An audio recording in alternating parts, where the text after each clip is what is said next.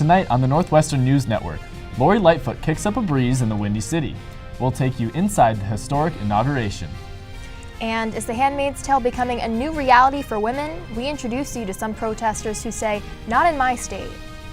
Plus, Pitch Perfect? How about Pitch Imperfect? How one a cappella group on campus is embracing being out of tune and dancing to a different beat. Those stories and more tonight on the Northwestern News Report. It's your news right now.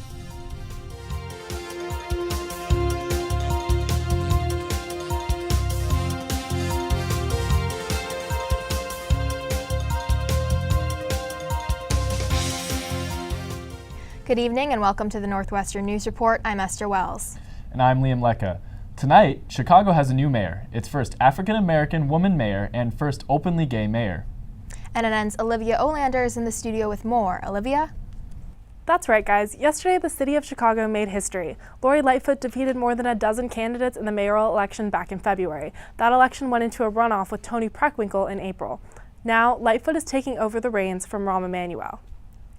Lightfoot was inaugurated Monday morning at Wintrust Arena, where she then detailed a plan focusing on better education and safety while fighting corruption. She then moved over to City Hall, where she and her wife, Amy Elshman, hosted an open house that was free to the public. Citizens were waiting in lines for as long as 4 hours to get a photo op with the new mayor and to express their hope and gratitude. Her inauguration was just unbelievable. For me, this is my chance to say that yes, I'm a part of history, and I love it. On her first day in office yesterday, she signed an executive order limiting aldermen's authority on issues like permitting and licensing. She says it's the first of many reforms to come. For more on Lightfoot's administration and all things Chicago, tune into our annual Chicago show, live from downtown, Monday at 5 p.m. on facebook.com/NNNTV. Back to you at the desk. Thanks, Olivia. Since Supreme Court Justice Brett Kavanaugh's confirmation, a string of states have passed bills limiting a woman's access to abortion. Yesterday, Chicagoans rallied downtown to speak up for reproductive rights. NNN's Megan Leibowitz was there.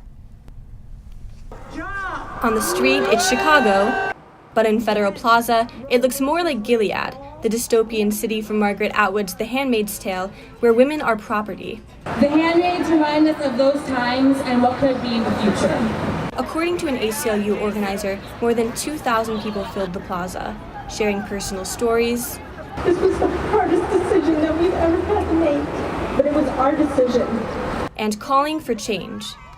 We won't go back! The emergency rally to save reproductive rights came together in less than a week, after bills were signed limiting abortion access in Georgia, Missouri, and Alabama. What's happening across the country can't happen in Illinois. Although Illinois has not passed legislation that impacts women's right to choose, the Illinois House of Representatives has until the 31st to pass the Reproductive Health Act.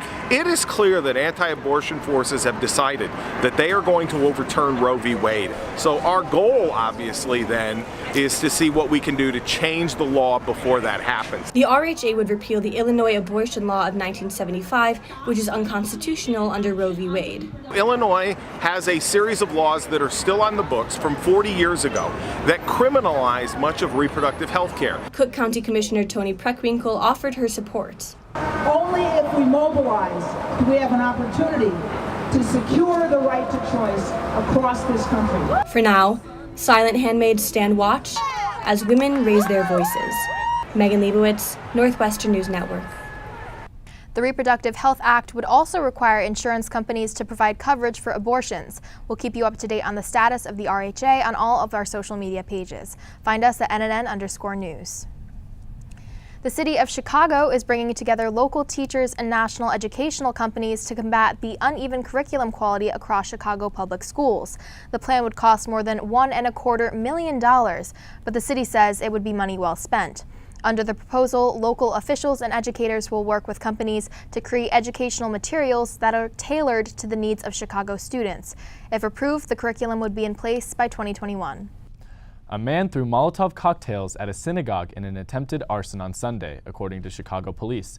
It happened at the Anshe Shalom B'nai Israel congregation in Lakeview. Despite the suspect's attempts, there was no fire damage to the building and no injuries reported. The incident is being investigated as a hate crime. Police released this photo of a man outside the synagogue in relation to the incident. If you have any information, call Chicago Police. 15 NU students will use the undergraduate language grant to participate in immersive language programs this summer. This program supports students who cite language proficiency as central to their career goals, offering grants up to $5,000 for international travel. This year, a total of $75,000 in grant funding was provided to help students travel to countries like Turkey, South Korea, and France. Northwestern Qatar has launched a search committee to find a new dean. The committee includes Northwestern professors, deans, and other officials from the Qatar and U.S. campuses. Current NUQ Dean and CEO Everett Dennis announced last month that he will leave NUQ in 2020. If you have feedback for the committee, you can submit it to the NUQ Dean Search at northwestern.edu. Dillo Day is just a week and a half away. Mayfest made a series of announcements this week about this year's lineup. Daya, whose song Sit Still Look Pretty has over 250 million plays on Spotify, will be one of the artists on the main stage. The festival will also host Anna Luno as this year's EDM artist. Black student group 4 members only has booked hip-hop artist Calibrate for the second stage. That stage was sponsored by WNUR in the past. The festival will be June 1st on the Lakeville. Go to the Norris box office website to register for your wristband. Holi, or the Festival of Colors, is a religious festival celebrating the triumph of good over evil. People celebrate Holi around the world by throwing colored powder on one another to symbolize protection from evil and to welcome the change of seasons. The event was sponsored by several student groups. They say they love the chance to share their culture with the Northwestern community. I think Holi is one of the best ways to really bring South Asian culture to the forefront. There's a bunch of religious significance about the holiday, of course, but I think this is one of the few instances where we have lots of people who are not just South Asian who show up at this event. The Holi tradition is ancient, dating back to as early as the 4th century AD. Pets and their people lined up for free goodies at the Evanston Animal Shelter over the weekend. NNN's Virginia Langmaid was there. It's a sunny Saturday morning and the Evanston Animal Shelter is positively filled with activity. The shelter is hosting its 3rd annual More Than a Shelter event, which helps to provide medical care to animals in the community. We're providing free rabies vaccinations and microchipping, and we're serving about 120 dogs and cats today. Pets are excited to be here, and their owners should be too. Veterinarian Gail Henry says that while vaccines keep pets from getting sick, microchipping adds another layer of pet safety. If your pet were ever to get lost, having that microchip really can help reunite pets with their families. The shelter does more than just special events. The city's shelter is staffed 7 days a week by 2 full-time employees and a rotating group of volunteers. Volunteer Gatika Rao says the benefits of working at the shelter go beyond helping the animals. And it's a good way to take your mind off of, life and things like that. Just spend time with the animals, dogs or cats or both, and just make new friends. I've made a lot of good friends working at the shelter, yeah. Adoption hours are held every Sunday from noon to 3:30, and Northwestern students are invited to adopt, volunteer, or even foster a pet. We've had Northwestern groups help with some of our special events. So just in April, we had our annual Tales in Bloom Gala, and that's a really great way for student groups to help with like a one-day event if they can't commit a weekly shift.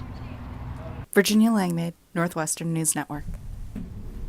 Thanks, Virginia. And coming up, as flowers bloom, businesses boom. Joey Safchik tells us how downtown Evanston is cashing in this spring. And we'll take you inside a new a cappella group breaking all of the rules and having lots of fun along the way. Well, guys, it sure has been raining cats and dogs these past few days. Coming up, I'll tell you when you might finally be able to put that umbrella away in your 5-day forecast.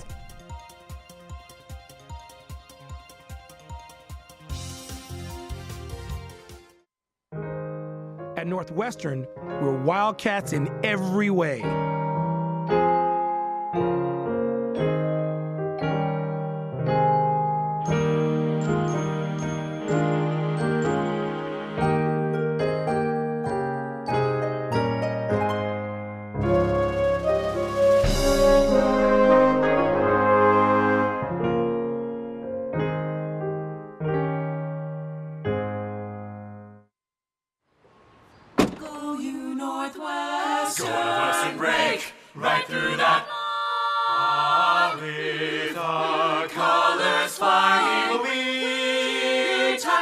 Cheer you all the go. Go you Northwestern, fight for victory. Sweet victory, spread for the fame of our fair name, and go Northwestern, win that game. Go Cats! At Northwestern University, we are pioneering innovation and achieving excellence across every imaginable discipline.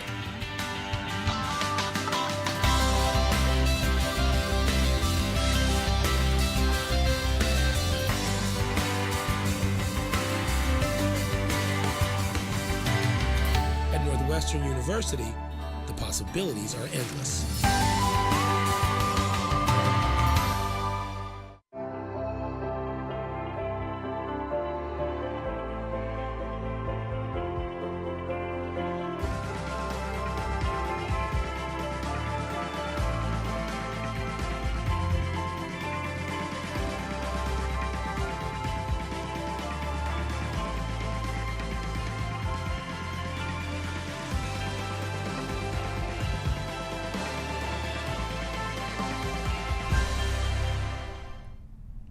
Local stores in our Evanston community are thriving, but why? NNN's Joey Safchik went browsing for answers. That's right, Liam. Now, if you look around me, you'll notice I am not the only person in downtown Evanston today. Families, community members, and students are all out supporting Evanston's thriving local businesses. That is beautiful. Is that a bracelet? In Evanston, online shopping has yet to dethrone our community's local businesses. In fact, Evanston's retail vacancy rate is the lowest it's been in 10 years at only 4%. According to the city's 2018 Economic Development Annual Report, more than 40 businesses opened in Evanston over the last year, ranging from coffee shops to clothing stores. New business owners like Reyes Witt say they have to offer their customers something they can't buy online. It's to create a connection with the community and to the designers that are part of this whole movement of small business, handmade. It's a great way to link everyone together. This local business boom is a two-way streak. Local businesses help the Evanston economy, and the city of Evanston helps them in return. Evanston is a destination of choice for people. And again, we try, from the city government's perspective, not only to support small businesses, to keep Evanston interesting. Now, as I reported last quarter, rent prices in Evanston are increasing. Local business owners say it's up to the community members to maintain our independent businesses by hitting the town instead of hitting up Amazon. Joey Safchik, Northwestern News Network. Thanks, Joey. If you're a fan of dining al fresco, Evanston aldermen just put you one step closer to eating outside year-round. Last week, the council gave city staff the go-ahead to create an ordinance to allow year-round sidewalk cafes. A similar measure was recently approved in Chicago. Now, some suggest outdoor diners may be able to eat under plastic igloo-like domes. Domes like these were outside next of Kin Restaurant this winter, but city ordinance banned customers from actually eating under them during the colder months. Northwestern's annual student startup competition, VentureCat, kicks off tomorrow. The event celebrates Northwestern's most promising student-founded startups. Lyft COO and NU alum John McNeil will be this year's keynote speaker. Teams will pitch their ventures to judges and the broader community to compete for $100,000. The audience will decide the winner. Artists and engineers are an unlikely pair, but one new program is trying to bridge that gap. This past Friday, the Artist in Residency program hosted its first pop-up showcase at the Garage. The event featured work from student artists across campus, including everything from sculptures to interactive web-based pieces. The goal to bring together artists and engineers in an entrepreneurial space to help student artists support their work in the digital age. One group on campus is redefining what it means to be an artist, a vocal artist, that is. NNN's Justin Sweetwood hung out with the Mediocratones to learn more about their unique philosophy. Let's face it, most of us can't sing, so instead we choose to listen to those who can, until now when one Northwestern junior decided to break the mold. I think Northwestern has a huge a cappella scene, lots of great groups, but I just felt like there was one missing. But that empty space wasn't for lovers of rock or reggae, country or classical, instead for a group a little more relatable. For people like me who enjoyed singing, but just frankly weren't that good. Singh said she first had the idea for what's now the Mediocratones 2 years ago, and has just now brought the idea to life. But don't be mistaken, when it comes to their craft, the Mediocratones are very serious, or not serious, depending on your perspective. A few weeks ago, they held open auditions to make sure anyone who was too good wouldn't be allowed into their club. For them, it's the dissonance that creates harmony. Although none of the 25 students who auditioned were rejected, some came close with semi-impressive performances, but their voices weren't what needed to be showcased. If you're impressive in this group, it means you have a passion and love for singing, and you bring that joy and enthusiasm and inhibition to the group.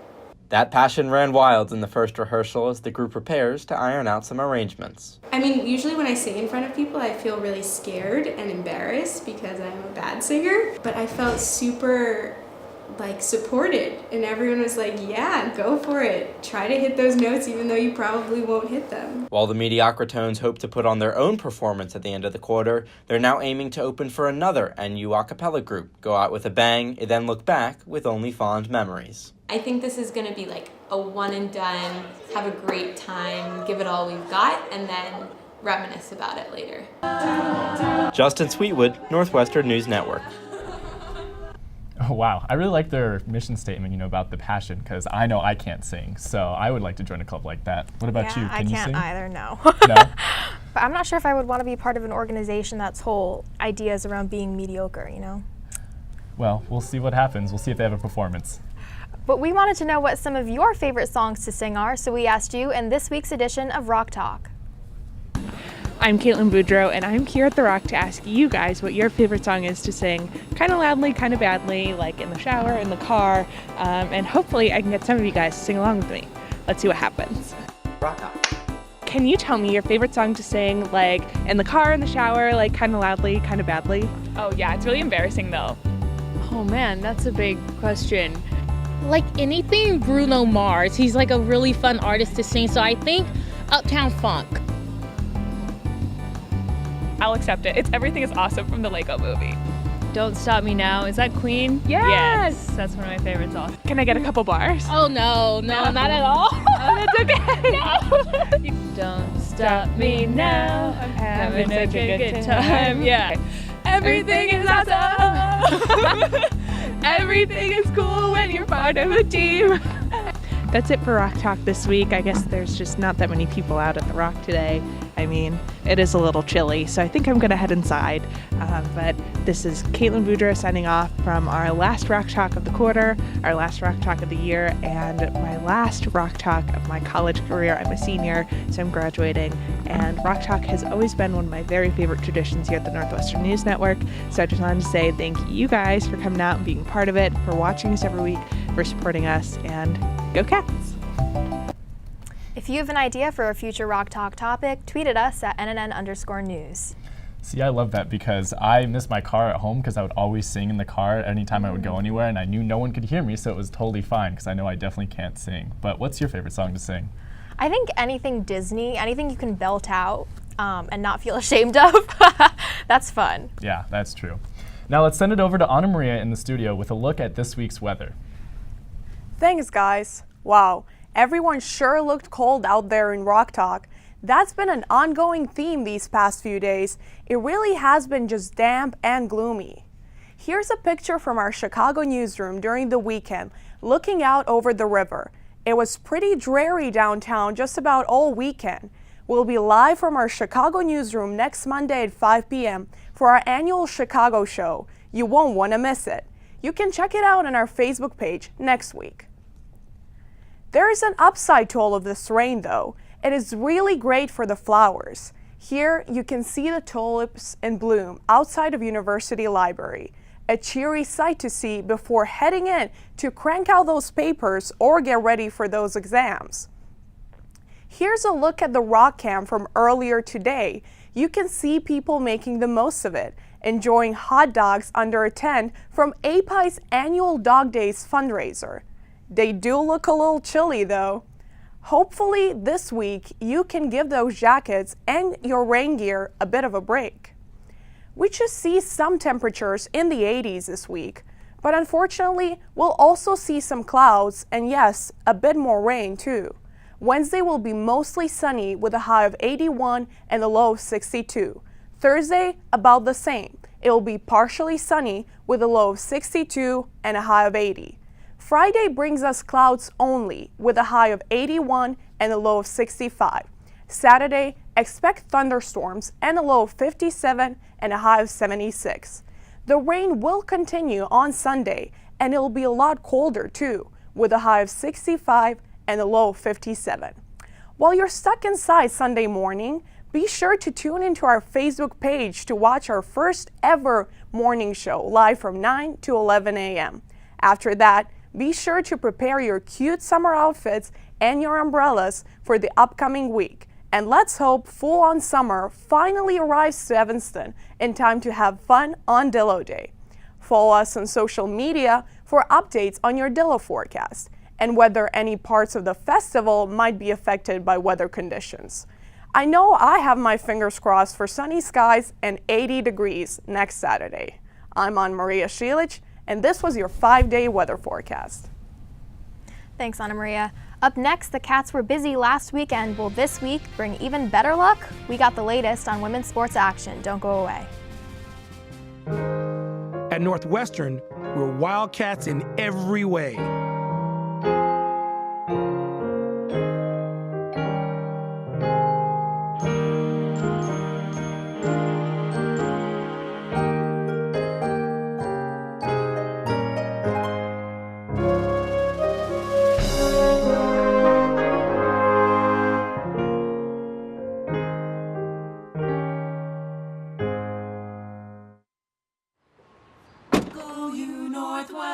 Northwestern break right through that. With our colors flying, we will cheer you all the go. Go you Northwestern, fight for victory, sweet victory, for the fame of our fair name, and go Northwestern, win that game. Go Cats! At Northwestern University, we are pioneering innovation and achieving excellence across every imaginable discipline.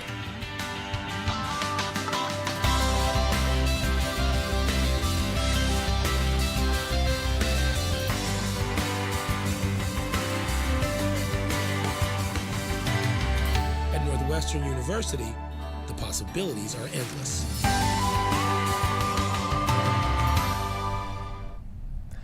Another exciting weekend for Cats sports fans. We have Jack Lito in the studio to give us the scoop. Jack? You bet, Liam. One of the biggest Northwestern sports weekends of the year came to an end on Sunday night. We'll start with softball. After 3 grueling days, hours of rain delays, and a game that went past midnight, the Wildcats won the Evanston Regional, and U softball is moving on to its first Super Regional since 2008. With their season on the brink, Northwestern won 3 straight elimination games. In the end, Northwestern played about 5 games in about 54 hours. Freshman ace Danielle Williams pitched an astonishing 23 innings and struck out 32 batters. Now the Cats head to Norman, Oklahoma to face the #1 overall seeded Sooners for the Super Regionals, which start on Friday. Moving over to Martin Stadium, women's lacrosse celebrated an 18-14 victory over Syracuse Saturday. They move on to the Final Four in Baltimore, and it's their first time in the Final Four since 2014. The Wildcats are now 2 wins away from their 8th national championship. It would be head coach Kelly Amante-Hiller's 10th, as she won 2 as a player. But first, the Cats will have to get through #1 overall seed Maryland in their 3rd and final matchup of the season. That game will be played on Friday at 6:30 Central Time.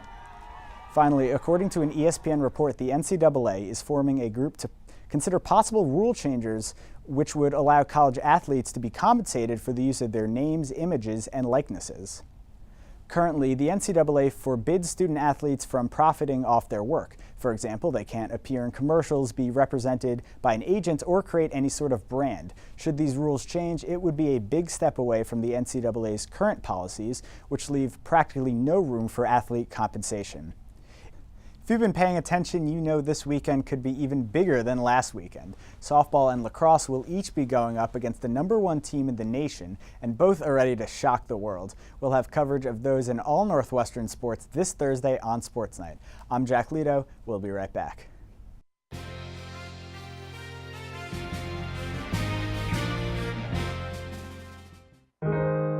Northwestern, we're Wildcats in every way.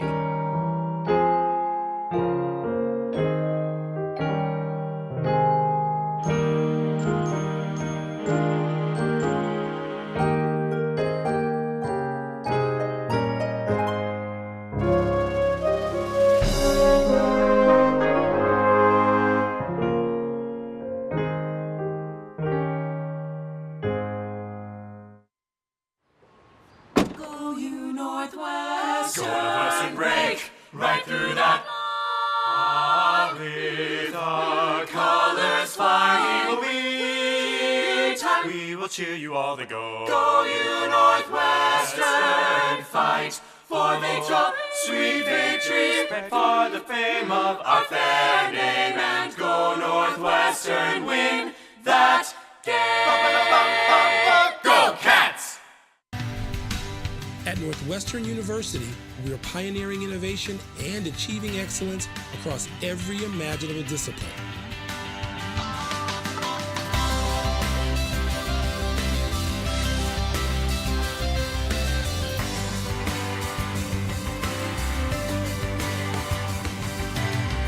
At Northwestern University, the possibilities are endless.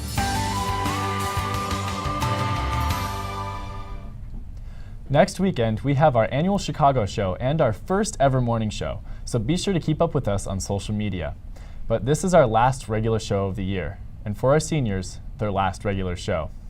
Caitlin Boudreau, one of our news directors, and Meredith Sonnefeld, our executive producer, will be graduating in just a few weeks, so we want to take a look back and reflect on their time in NNN. I'm a senior, I'm graduating. Wow! Okay. Hi everyone, my name is Meredith. I am a former assignment editor, former associate producer, former news director, founder of Catnip, and current executive producer of Catnip, and current executive producer of Northwestern News Report. I'm Caitlin Boudreau. I'm the news director for NNN. I've been with NNN ever since, first day freshman year. I love NNN. Yay! Other than doing the news all the time, which of course I love the news, I feel like all of the closest friends that I've had in college, I've really met through NNN. I met my boyfriend here my freshman year.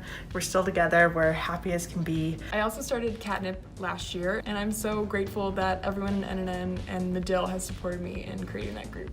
I feel like NNN really showed me what it was I wanted to do with my life. Right now, the Evanston Animal Shelter has about 30 cats, just like Clifford here. Soon, over the next few months, they could see upwards of 150 new kittens. The debate surrounding guns originates from the Second Constitutional Amendment, which states that the American people have the right to bear arms. I'm Caitlin Boudreau, and I'm here at The Rock asking students who their favorite Northwestern alumnus is. Hi everyone, I'm Meredith Sonnefeld, and I'm here at Chicago's Riverwalk for NNN's first ever Riverwalk Talk. All this pizza talk has made me hungry, and although vegan pizza might be healthier, Lou Malnati's will always be my favorite. Clifford, do you want a nice home? I think that's a yes. If the Chicago Cubs win the World Series this year, it will be their first win since 1908, and maybe Northwestern can fly the W until next season. From Deering Library, Meredith Sonnefeld, Northwestern News Report. Caitlin Boudreau, Northwestern News Network. That's so great. Caitlin and Meredith are such a defining part of my experience at NNN, so it's going to be really different without them. Yeah, they've been such bright lights in our newsroom, and we've all learned so much from them here. That's all the time we have for tonight. I'm Esther Wells. And I'm Liam Lecca. For all of us here at NNN, good night, and thanks for watching.